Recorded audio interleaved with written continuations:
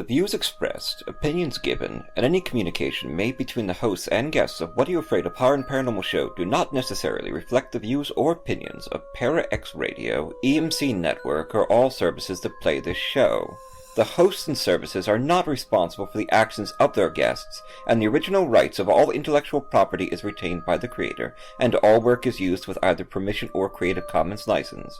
The show is for entertainment purposes only.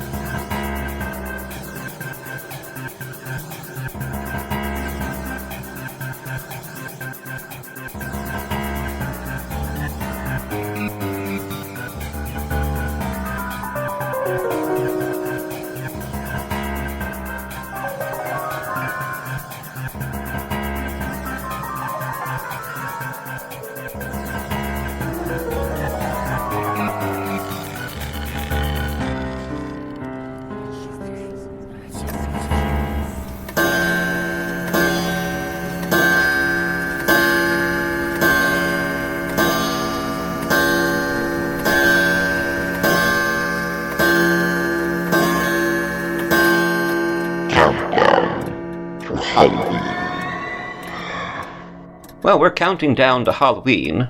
In fact, it's only the 3rd today, but I'm going crazy because it's sneaking up on me, and I feel like before I know it, Halloween's going to be over. I have so much to do. I have shows to watch and movies to finish. I always watch Angel, the Vampire with the Soul this time of year, and I've got a ton of zombie movies to see, a ton of books to read, and I've got all these things to bake, and I'm just going crazy. I mean, this is my favorite holiday of the year. It's become so.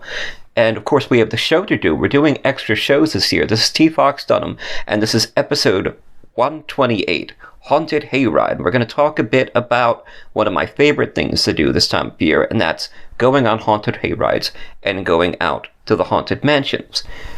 Tonight, our special guest host is author P.D. Cacek.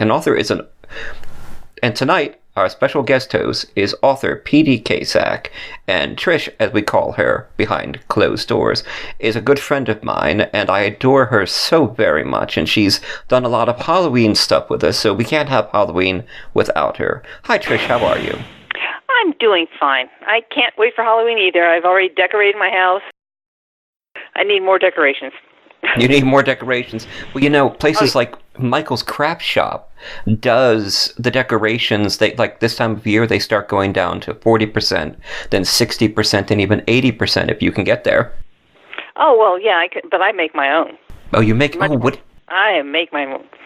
Well, you know, I have occasional bones laying around the house, and I decorate that, or I have these ghosts I've cut out. But I think this year I'm also going to go down to, like, the dollar store and get some balloons and then drape them in sheer materials so that they float on the wind for Halloween. Wow, so you're going to put them outside and let them float on the wind, just like wafting ghosts. Mm-hmm. Oh, that must be a lot of fun. Do you get a lot of trick-or-treaters to your house? Yeah, I do. And occasionally there's this one large ghost that sits on the porch. They don't know what year it's going to have, but occasionally she sits there and she doesn't move until they come up, and then she just kind of hands them a bowl of candy, and the kids are great. Most of the time the parents scream and run, but it's a lot of fun. Oh, wow. So that ghost is a friend of yours that hangs out on the porch. Yeah, occasionally a ghost and I will appear if I have to be at a convention. Ghosts will be there. If I have to be somewhere, she may just, kind of show up and wander about. Oh, that is wonderful. Now, is this the ghost of a banshee or of an Irish woman? No, this is the banshee is, Moira doesn't do a lot of these things, especially if I have to be, bilocated.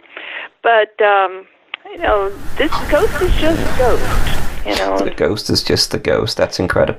Maybe one day you'll beat her, so, Oh, that would be interesting. Maybe they... She doesn't say anything, though. She doesn't talk.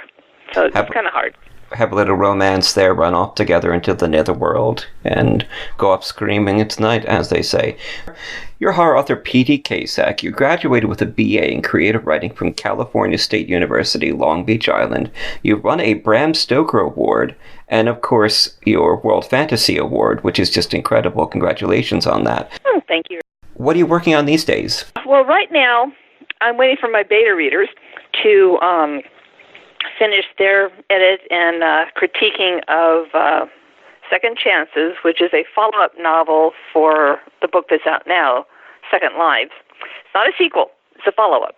It takes different characters, and my editor finally decided, because we couldn't figure out what it was. To me, it's horror.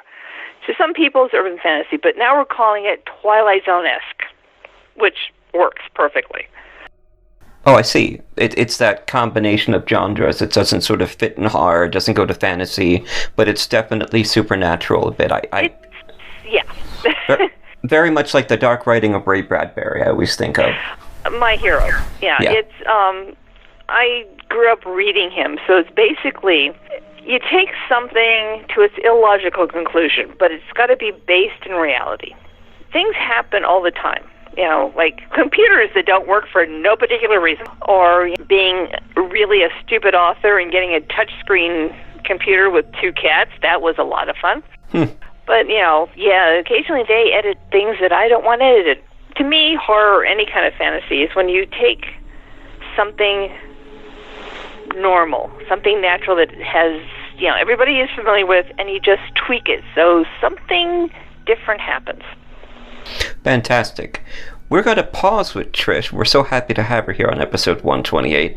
And we're going to do a ghost story. It's a ghost story I collected years ago when I was doing the Fox True Ghost Story Project, which was a website I put up every Halloween that was sort of the precursor to What Are You Afraid Of? I took a lot of the ghost stories from that and turned them into audio ghost stories as this project evolved.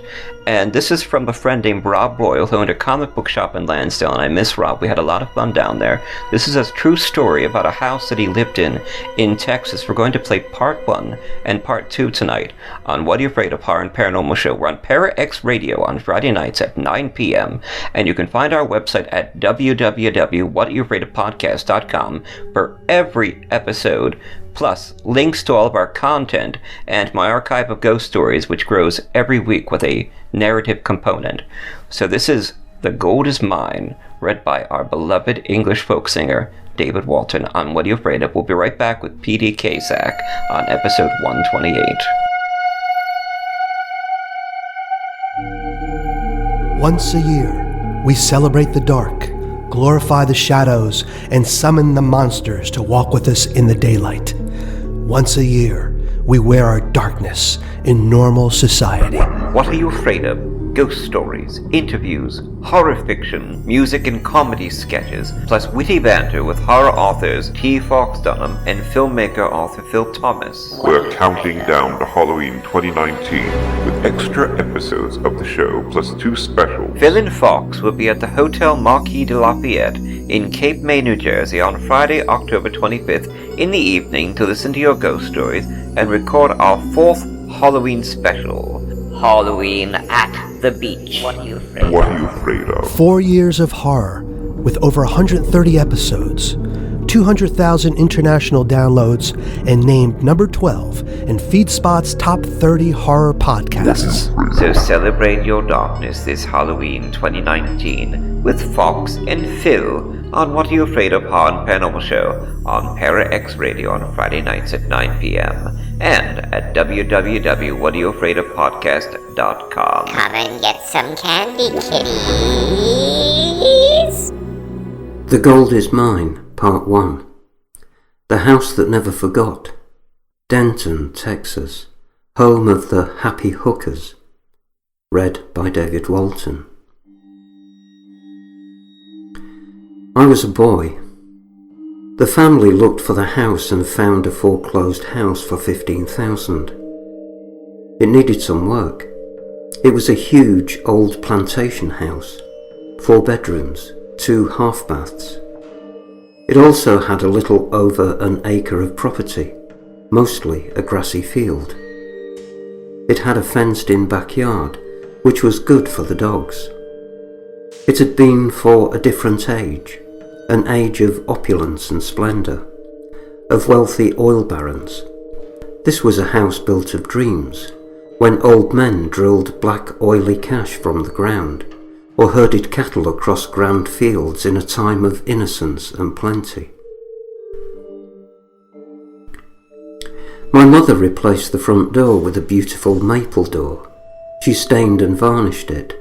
It was the most gorgeous piece, the cream of the crop of a house. When you walked in, the front door to the immediate left was a twisting staircase with a wooden banister. To the right was a formal living room, southern splendour. Walking straight ahead was the den, and off the den and in conjunction was the kitchen. Once in the den, there were 2 sliding glass doors that overlooked the backyard with 3 prominent trees, an old men oak and 2 younger brother maples. To the left of that was a half bathroom, and across from that was a garage. From the stairs going up, and if you stand on the landing, you could look out onto the front yard. The first door to the right was my sister's shared room, Sharon and Darlene. Next to that was the door to the master bedroom. It was at least 25 feet wide, with a fireplace, a walk-in closet, and a huge window that overlooked the backyard. Along with the dressing area, the bedroom also boasted a separate bathroom. If you made a left and went straight down the hall, the next door would be the bathroom. The second door would be my bedroom, and across the way was my oldest sister's room. When we first saw the house, we opened the back door, and it looked like no one had lived there for at least 10 years. Dead birds rotted on the floor. My mother was excited about the fireplace, examined it and found a squirrel skeleton. It had been eaten. She turned around to my father and said, "There's a lot of cleaning to be done." It wasn't long before the first event happened. We lived at the house for a short time. We had a cat that was pregnant, and she gave birth to 6 kittens. My parents worked all day, and my oldest sister attended college. That's when the first weird thing happened. My sisters and I came home to discover all 6 kittens ripped apart on the lawn, which was strange, because they all lived in the house. We called my mum to say the kittens were killed, and she said she'd come home. We were up in our rooms when we heard the front door open. We assumed Mum had come home, and we came out of our rooms calling down to the hall to see if she needed help with anything like groceries. She called out to us, saying she was home. We went down the winding staircase to find her, to see if she needed help with groceries. We couldn't find her, and my sisters and I searched the house. We didn't find her. That's when she came home through the front door for the first time. She'd only just come home. This is when we knew we were living in a house that wasn't normal.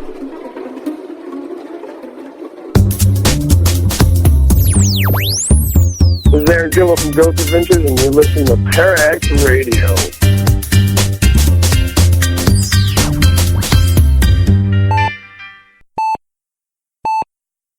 Mercy, a new horror medical thriller from author T. Fox Dunham, published by Bloodbound Books. Based on the author's horrific battle with a rare form of lymphoma that involved intense chemotherapy and radiation, Fox turns the horror of his experience into terror on the page. William Saint is dying of cancer. On most days, death seems like a humane alternative to the treatment. Stricken with fever, William is rushed to Mercy, notorious as a place to send the sickest of the poor and uninsured to be forgotten, and finds the hospital in even worse condition than his previous visit. Willie's memories faded. He grabbed his sack head, the sack head of the scarecrow, picking at the exposed chicken wire to hold them in. However, the memories fell out of the holes in his face. They wormed and crawled from the leather flesh and the old clothing of the scarecrow, then squirmed and wiggled down his body.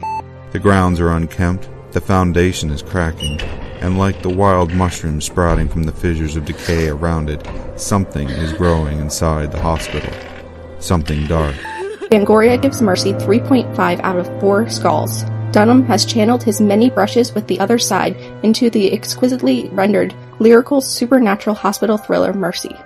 It's feeding on the sickness and sustaining itself on the staff, changing them, and now it wants Willie. Come now, Mr. Saint. Just a little more of that sweet milk. So salty and so good. You won't miss it. And we ever do so like our delicacies here at Mercy Hospital. Part medical horror, part supernatural suspense, Mercy is a hard-hitting fever dream of a novel. I enjoyed the hell out of it. Tim Wagner, author of The Way of All Flesh and Eat the Night. Available from Amazon, Barnes & Noble, and bookstores everywhere in both print and digital versions. Life is an addiction. Let go. Let it all burn. Creepy story, and it's always interesting. We're back on What Are You Afraid of? Paranormal Show. This is episode 128. I'm T. Fox Dunham. We're counting down to Halloween, and this is our friend P.D. Cacek. Now, creepy stories, enough with ghost stories, and I love reading them this time of year, but when they're seen from the point of view of a kid, when these hauntings happen to a kid, and I've been reading a lot of stories of demonic haunting, they're sort of a secret addiction of mine this time of year, and there's always a couple of kids that are being terrorized by these horrible things, and that really gets you. We're back with P.D. Cacek. We are counting down to Halloween. We've been talking to her about her wonderful Halloween decorations she's doing, including the ghost, and the best part is the ghost appears once a year and then it doesn't come back, and then it comes back another year, so the kids never know what to expect. That's genius right there.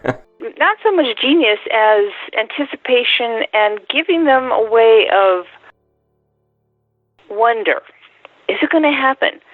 That's, as writers, that's what we do. We present something and make people wonder, I love that. We present something and we make people wonder.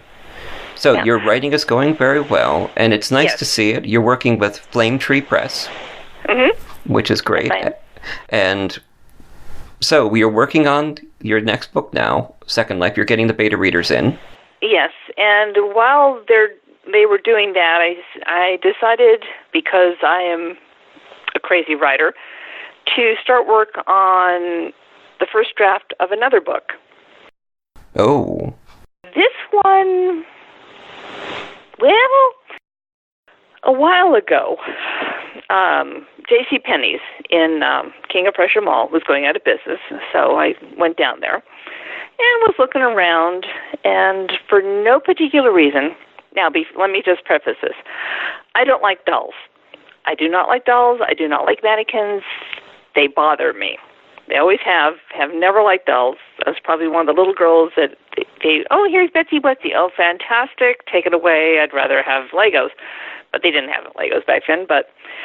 So dolls and mannequins, I have, whatever that phobia is. Not too badly. But while I was in J.C. Penney's, they were stacking up all the mannequins. Business was going away, so they were just going to put them to another store. And I noticed this tiny little mannequin, about the size of a 2-year-old child, genderless, faceless, white plastic. And the words came out of my mouth before my brain actually heard them, and it's like, how much for that one? And the brain is going, excuse me, what did you just ask? And the mouth is going, shut up, we're talking here. So I went home with this little 2-year-old sized mannequin, and the minute I picked him up, I said, your name's Sebastian. Okay. The novel is about Sebastian, who is now actually fully clothed, living in my office, standing next to the desk, watching me all the time. We have to get a picture of that, by the way. Oh, definitely. Sebastian may actually come with me if we ever do a one-on-one again, because the book is about this woman, a photographer, famous photographer, who buys him for no particular reason, and then starts taking pictures and does a series of him. So there's going to be a lot of pictures of Sebastian in various clothes. And also, for Halloween, in a clown outfit, mind you. Sebastian stares out the front window. Oh, in a clown outfit. See, there's our clown news.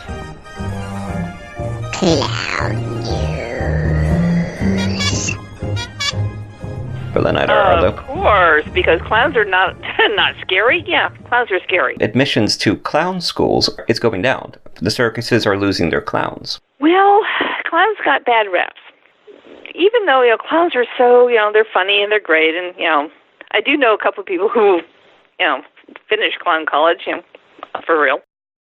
But it's the face behind the mask. You never quite know what's going on. Right, and there's like, like Pennywise, it's like, even though he's obviously not a good clown, but there's that smile that's painted on. And there's that component of the human brain that there's so much of the frontal lobe area that's devoted to recognizing faces, so when that's obscured or covered in any manner, it sends a sense of danger to us, to our brain. So that's pretty much why we find clowns so frightening and in their nature nefarious. Wonderful stuff. It sounds like, oh, I'm going to make you laugh. Come on, I'm going to giggle. And there I was listening. You were talking about children in danger. Mm-hmm. I'm going to have a clown for your birthday, and the kid screams. Because this is not a normal human being. This is something completely alien. And that is why, when you're saying children in distress or children being tormented, they're the most likely because they are the most accepting. They know the clown is wrong, but they're accepting of this thing comes out of the floor. Okay. They also, the entity, realizes that nobody will believe the child. You're giving me goosebumps here. It's not very easy. I've done 128 of these shows, and they've been wonderful. We had Joe R. Lansdale on last episode, and of course Steve Monarch from Friday the 13th, a series on the previous one as we're counting down to Halloween 2019, and we are going to be in Cape May. That's very exciting. On October 25th is going to be our Halloween special at the beach at the Hotel Marquis de Lafayette in Cape May, and it's going to be very exciting. Come down and join us there if you can, or to our audience on October 25th. That's a wonderful Friday, and my wife are going down for 3 days, and we're going to see what Halloween is like in the wonderful city of Cape May. We are going to be back with our wonderful guest, P.D. Cacek. We love having her on for Halloween, and we're definitely going to get her over, and she can bring her mannequin with her. That's going to be something to see. In a moment, this is episode 128, Halloween Hayride. Now, talking about Halloween hayrides, we would go down to the Sleepy Hollow Hayride, and that's in Newtown, PA. It's an old one, back into the early 90s, and I've been going since I was a teenager. And I've always wanted to interview somebody from there for the show, because we love haunts, we love the hayrides, and we're definitely going to a few this October. So I got in touch with the sort of groundskeeper, major domo there by the name of Newton Gilchrist, and he's going to come on and tell us what life is like over at Sleepy Hollow, and we're going to play that interview now on What Are You Afraid Of? Horror and Paranormal Show. This is episode 128, Halloween Hayride, and we're counting down to Halloween 2019. Check out more information about Newt, PD, and everything else we do on the show at www.whatayouafraidofpodcast.com, where you can find our archive of ghost stories, and we are on ParaX Radio on Friday night. So this is Newton Gilchrist, and we'll be back with Trish. Your source for everything paranormal. ParaX. This is Chuck Zukowski from Travel Channel's show Alien Highway, and you're listening to What Are You Afraid Of? Horror and Paranormal Show with hosts T. Fox Dunham and Phil Thomas on ParaX Radio. And, wait a minute, my meter's going off. It's a high ESD field somewhere. That only goes off when there's aliens. I knew it! Phil and Fox are aliens! Let's get out of here! ParaX. Demons. Vampires. Werewolves. Skinwalkers. All of this and more Sunday nights at midnight on the Staring Into the Abyss radio show. Come, get lost with us.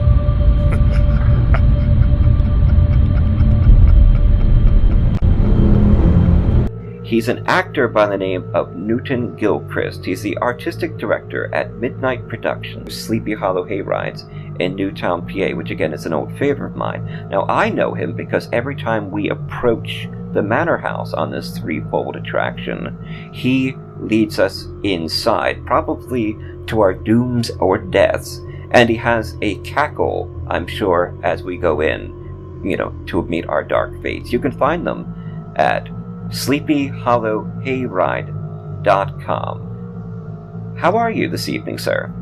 You woke me up. I told you. You have to be careful when you're dealing with me. I don't like this very much. Sleepy Hollow Haunted Acre scares visitors with 3 of the best haunted attractions in the Philadelphia area. Located in Newtown, PA, in Bucks County, you can ride the Sleepy Hollow Hayride on a 1.25-mile trip through dark woods and fields. After, you might visit Malfate Manor, also known as the House in the Hollow, quite possibly the most haunted house in Bucks County. Explore the Field of Fright, a giant corn maze full of monsters and frights. Then enjoy the warmth of a bonfire with food or coffee and listen to live music. So, tell us about yourself, sir. How did you get involved with Sleepy Hollow? What is your role there? I woke up one day and there I was. Oh, I see. So, do you have any memory of your life before? Well, of course. I was with the Malfates, and we had a house on Sleepy Hollow. Oh, it was interesting. It was Lily Malfate. Lily Malfate discovered Malfate Manor. She built it on this farm because, no, she didn't want anyone to come there. And why was that? Well, she liked her privacy. Ah, I see. Well, fantastic. You have guests that come and visit your hayride and come and see the maze. And Allison loves the maze. It's her favorite part. And I love the Malfate Manor. And it's just such an intricate building. You walk in, there are holograms, there are ghosts everywhere. It's got lots of little labyrinths and secret passages.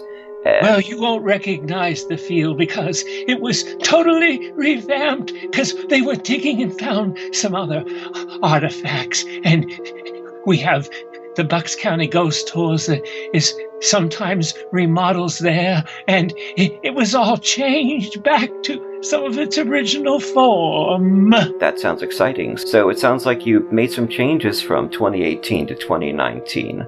Huge changes. I don't like change. I imagine that's why you work at a ghostly mansion. Well, that's fantastic. I don't work. I appear. You appear. Just one day you appear. I know you've let us into the mansion, and that was a lot of fun. So what sort of monsters await us in the corn maze? Well, you never know. Sometimes it's as innocent as a bird, and the next it's something that, oh my, comes out of nowhere. That's the problem with the corn maze. You never know what's lurking. Mr. Gilchrist, can you tell us something about the spirits that haunt your farm? Well, there's all kinds of craziness when you think that it's been in existence for over 200 years. So there's lots of spirits there. It's too hard to distinguish them all, but we have some that, like Lily Malfate, and we have some up at the top of the hill, and we don't like to mingle too much and get in each other's way. I see. And you have a cemetery on the property, from what I remember. Several. Of course, you're growing cemeteries there. I imagine that happens over time at a place like Malfate Manor. It was a big family. Was, I said. I see. What happened to them? Well, some were not so nice and were taken suddenly, and some were very nice and also taken suddenly. It's a very strange situation. I see. So tell me, have any of your guests ever vanished into the house, never to return? Well, sometimes it seems that way, but how would I know? I can only see so much. And you also provide some snacks and music, and you have bonfires. Could you tell us anything about the musical groups that will be playing on site? Well, they're very, very, very good, and they're all hired. Some of them have been there before, and it's a variety of music. It's more like that horrible rock and roll that I adore. But shh.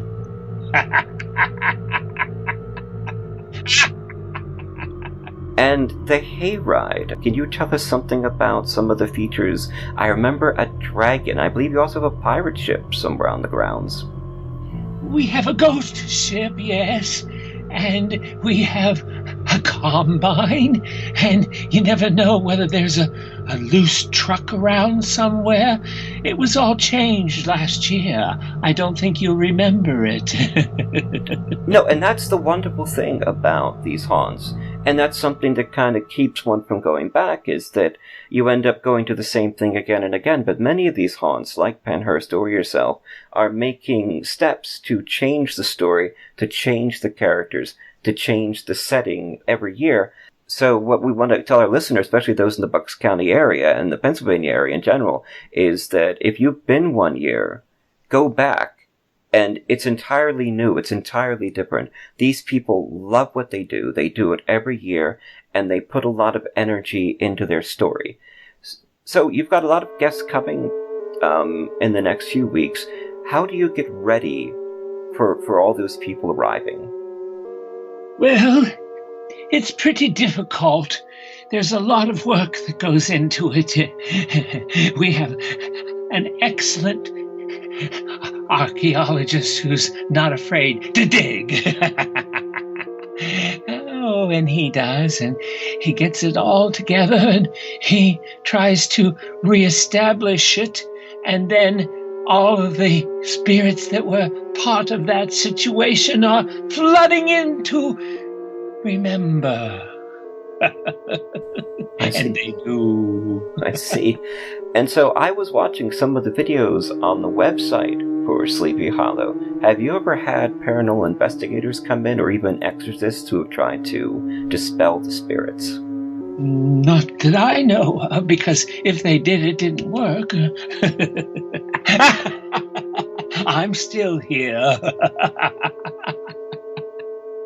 Well, it's been very cool speaking to you. Do you want to tell us anything else about Sleepy Hollow before we go? Yes, I do. They were working on the Hayride last year. Very disturbing to those of us who inhabit there, but we made it through. And then this year, they did the Field of Fright. And of course, they're always working on the Malfate Manor. They can never leave anything alone. It's been several things over the years. It was a hotel, but first it was a funeral home, and you can imagine what kind of spirits are there from that. And then it went to a hotel, but the guest kept having major problems. And then they went to an insane asylum because people kept dying who were taking care of these places. And we all attribute it to Lily Malfate, the original owner. So that's what happened there. And then on the Hayride, they felt that it was a crazy situation because it was so many different kinds of things, and then they found out that the original story was more terrifying than anything else, so it's back more to the original story. There's even stuff from the circus that was once there in the 1800s. Oh, awful, awful. And then the field has been uncovering all kinds of crazy things, even though we still plant corn, it doesn't always work or come up when the buildings start to form again.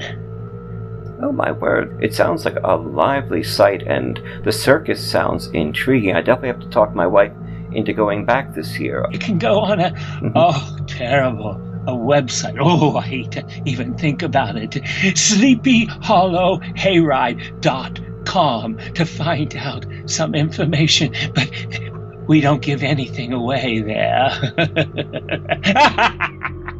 Check them out at sleepyhollowhayride.com, and you can find links for that at our site at www.whatayouafraidofpodcast.com. We'll make sure we'll give you guys a full portfolio with some pictures and links and information about how to get there and when they're available. But again, we will not be giving away anything either, because the last time we visited Sleepy Hollow Hayride, my wife and I, we had this strange tractor following us all the way home. The lights would blink on, and then they would blink off.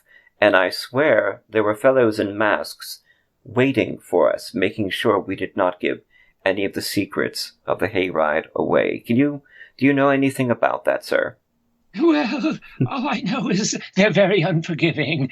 They pick on me all the time. Oh, painful. Oh, dear.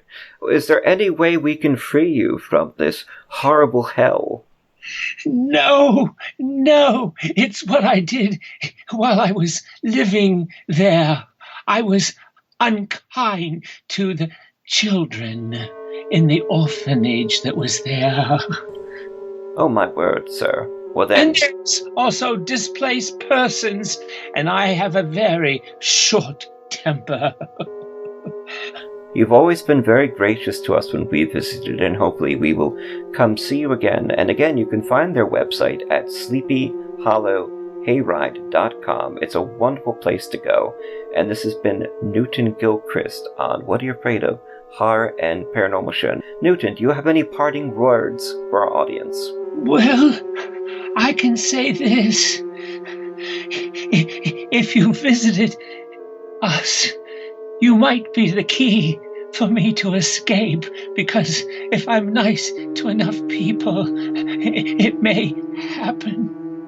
Well, you've been very nice to me, sir, and when I come down, I'll put it in a note or pass it off to your managing ghoul or to Mrs. Malfate if I happen chance to meet her. And she's Miss Lily Malfate.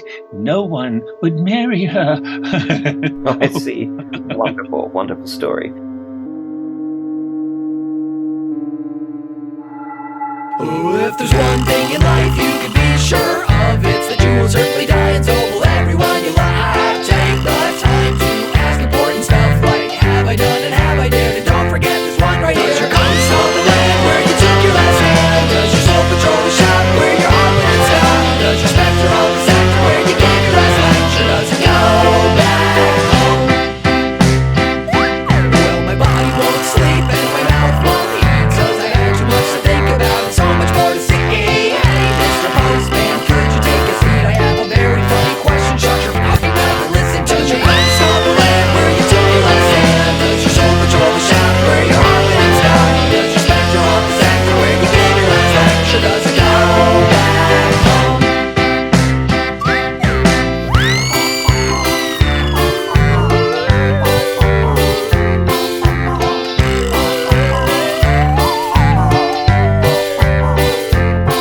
Does your ghost on the land where you took your last hand? Does your soul patrol the shop where your heart went and stopped? Does your essence have a present where you learned your last lesson?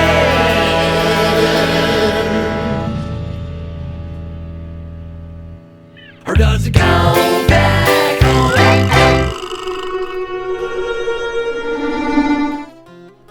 Well, here we are again. I thought that perhaps the nightmare was over, but no.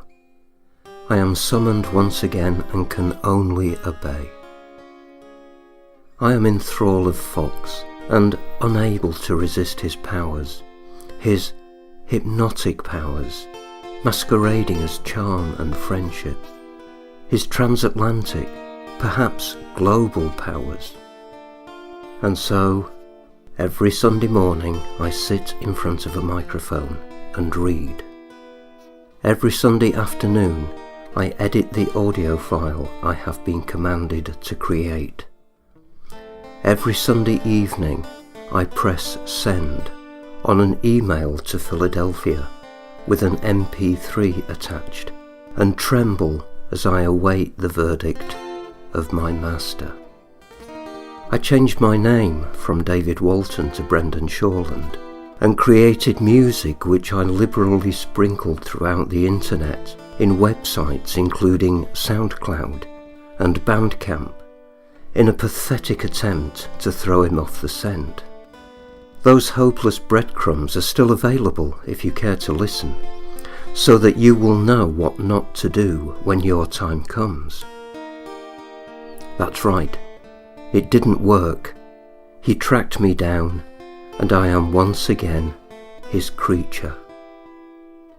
If you are listening to this, you are in grave danger, and I can only urge you to flee. Flee! Before it is too late, before you find that you too are a voice actor on whatayouafraidof.com. On October 25th, 2019, What Are You Afraid Of will be performing the show at the Hotel Marquis de Lafayette in Cape May, New Jersey. Join the hosts that evening before they perform to tell them all about your supernatural experiences. For more information, visit our website at www.whatayouafraidofpodcast.com. For reservations and event information, contact the hotel at their website, marquiscapemaynewjersey.com, or call at 609-884-3500 and come out and see us this Halloween 2019 in Cape May, New Jersey.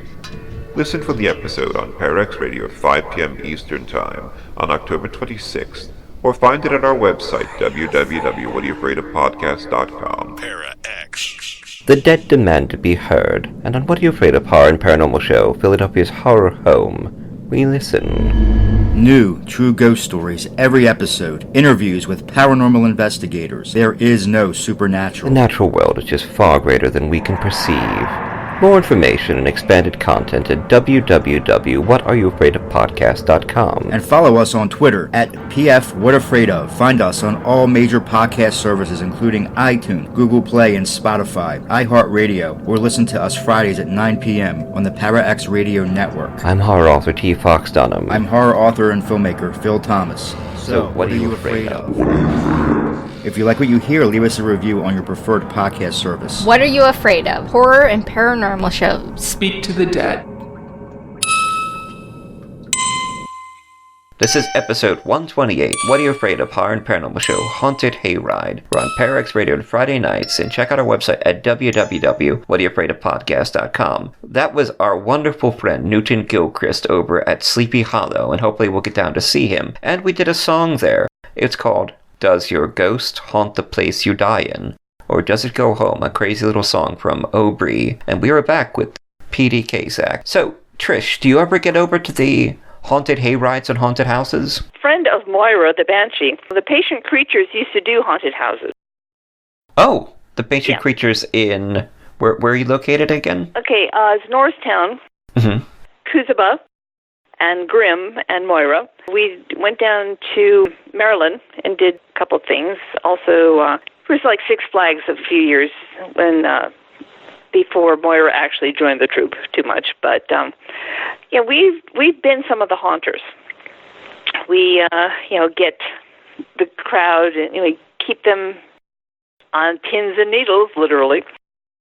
But one year we were asked to terrorize a group of young men who came in, and they came in fully expecting to be scared, and we actually helped.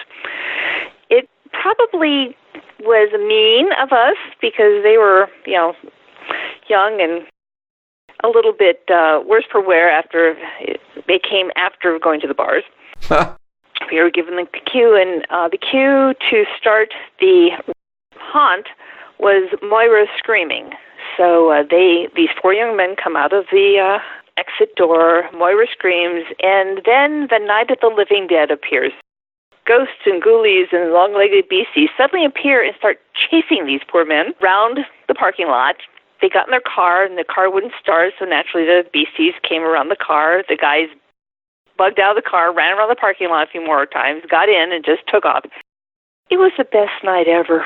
Oh, so you had so much fun there. Yeah. That must have been great now, for you. I do like to go on haunted. I would love to go on the haunted hayride. That sounds like fun. I haven't been because for some reason everybody thinks that, oh my gosh, it's Halloween, the creatures are going to be booked, so they don't ask us. We're not booked. I enjoy, haunts and seeing how other people handle it. Fantastic. We are planning to head over to Fields of Fright in Lancaster this year. And that's the first time we've ever gone. And we've been to all the other ones so many times. In fact, Penhurst had us the show there as a guest 2 years ago and gave us free passes for 2 weeks as VIP. So that was a lot of fun. And of course, we get down to Sleepy Hollow, and so that was a lot of fun too. And this year, we want to get to Lancaster and go. We're planning to spend the day there and have dinner there and have a lovely day. In fact, my wife got offered a job interview, not a job, but an interview there. And we were able to schedule it on the morning of the day we were planning on going down. Fantastic. Now, have you been to Eastern State Penitentiary? I have not. That's on my list. I will not. I hear it's very good. And I'll tell you why. When I first moved into the area, a couple of friends of mine said, oh, you've got to see Eastern State Penitentiary. And I had heard about Eastern State being haunted. I went, oh, sure, yeah. Cool. This was not Halloween. This was in late summer, not in a Halloween series. So, and you can go there anytime and take the tour. I got as far as the anteroom, and I stopped. And I backed out. I said, nope, not going in there. There is a vibe in there when you can almost feel the madness oozing out of the walls around you. At least I could. And there was no way in hell I was going to go in that building. Probably still won't. That's incredible. So you got the energy from it. Did you see anything? I didn't see anything. I felt it. I try to explain the sensation as you're on top of the Ferris wheel and that feeling just as you go over in the pit of your stomach. That's what it feels like. But at Eastern State Penitentiary, it was like somebody had taken my stomach and pushed it into my chest. Oh, I see. Oh, my word. Yeah, you got that crushing feeling. I will, if you want to do it. If you want to go down there, I will go with you. I will know what to expect, and I will take precautions. But I may have told you the story of a friend of mine who was one of the haunters at Eastern State. If you walk in the anteroom, there's a guard tower that looks down on you. This was a guard with a gun in case you tried to escape, that you wouldn't get far. There's a single long staircase that goes up to it, and his job was to be the haunted guard. Ooh, beware ye who enter here, all that sort of thing. He got into his costume, and he went upstairs, and he got into position, and then there was a haunter came up, after him and said, oh, how you doing? And they talked a little bit, and the guy was dressed as a convict, which, they have a lot of convict criminal, ghosts in there. And they talked a bit, and the guy said, well, it's about to start, and he left. And a split instant later, another guy came up. He said, are you ready? He said, yeah, I just talked to the guy. I said, what guy? He said, the guy that was just up here. There wasn't enough room on the stairs for two people. Nobody came downstairs. That was the last time my friend ever went to be a haunter at Eastern State Penitentiary. That's wonderful. The haunter got haunted. That's what I'm calling that in the show. Trish, that's incredible. So, do you have a website our fans can check you out at? I don't. I have a Facebook page. I know I should have a website, so maybe somebody who's good at computers, hint, hint, hint, might help me. I do have Prematurely Decomposed, which is also another Facebook thing, but I do not have a website. I am a Luddite. If I could write on papyrus with a scribe, I would do that. However, it's really hard to send off manuscripts that way. Very true. I've tried that, and I've been thrown out of publishers. Yeah, for trying they that, also don't like, stone tablets. They get really upset when, it's over 5,000 pounds. But yeah. Back in the old days when we were mailing out submissions in parchment paper and, getting out the manila envelopes. Remember those days?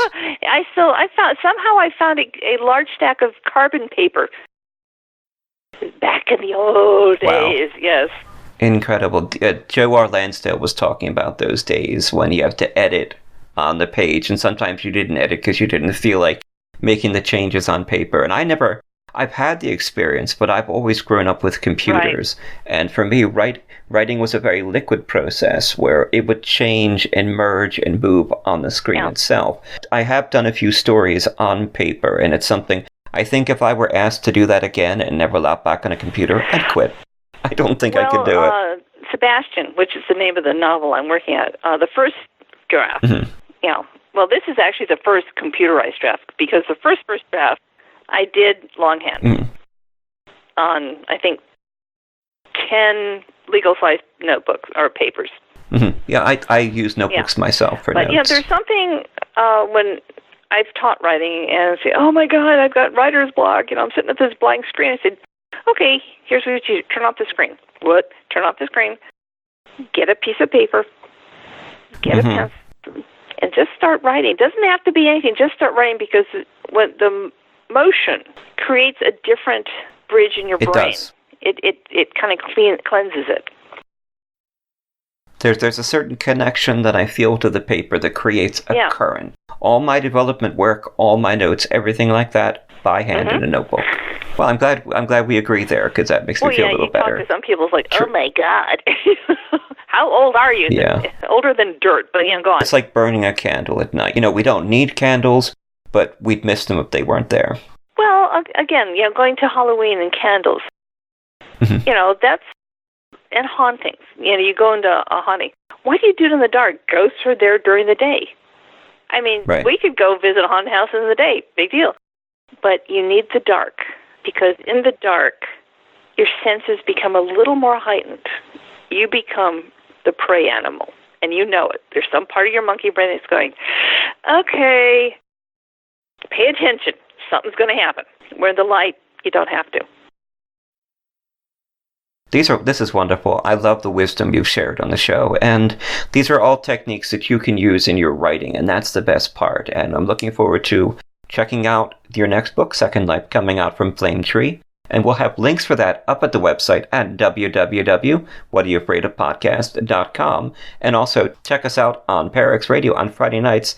And also go to the website for a link to our Cape May Halloween event on October 25th. We'll be there at the Marquis. I want to say Marquis de Sade. We'll be there. Whoa. We'll be there at the Marquis de Lafayette, not this show, Marquis de Lafayette Hotel in Cape May, New Jersey. It's going to be incredible. So one last question for you, Trish, before we go. Sure. What Halloween candy was your favorite as a kid growing up? Oh, I'm going to get a lot of hate on this one. Candy corn. Oh, candy corn has its defenders and its detractors, and you either love it or you hate it. Now, when I grew up, however, and I am older than dirt, I grew up in a neighborhood, very cosmopolitan, very multinational, and the grandmas and the tias and the uncles and the aunts would make candy. So I grew up getting caramel candy, apples, popcorn balls, cactus candy, and all these wonderful things that you cannot give kids now. Which makes me so sad. Right, you need a wrapper. Yeah, because, oh my God, what crazy person is going to put something in the popcorn ball? And you have to worry about it.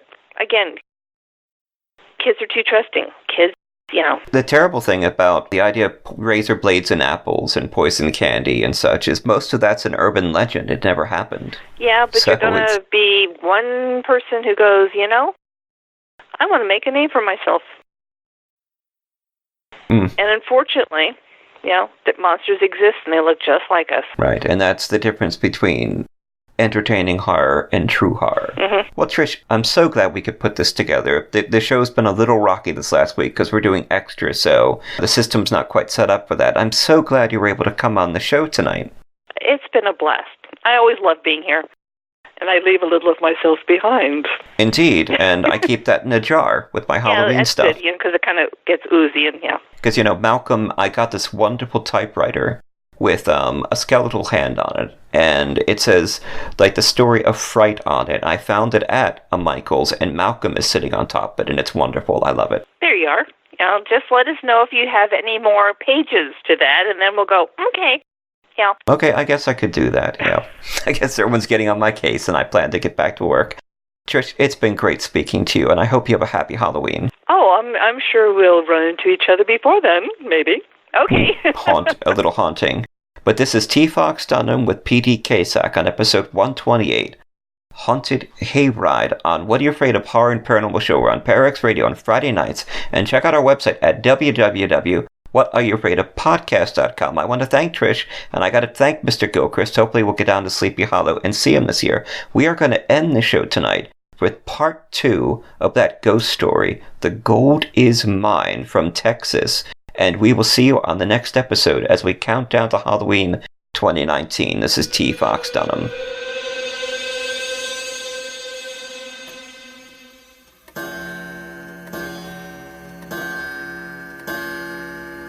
Me? I don't like this very much.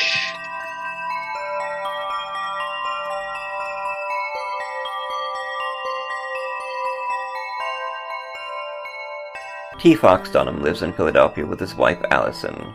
He's a lymphoma survivor, cancer patient, modern bard and historian. His first book, The Street Martyr, was published by Gutter Books. A television series based on the book is being produced by Throughline Films.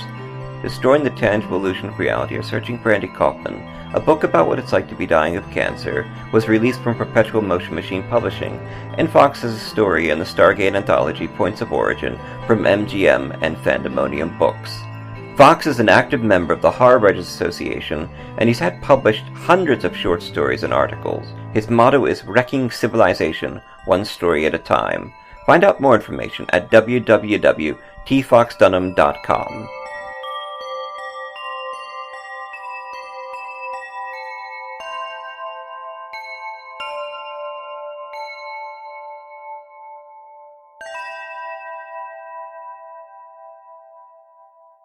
The views expressed and the opinions given by the individual host and their guests do not necessarily reflect those of Para X, its affiliates, or its sponsors.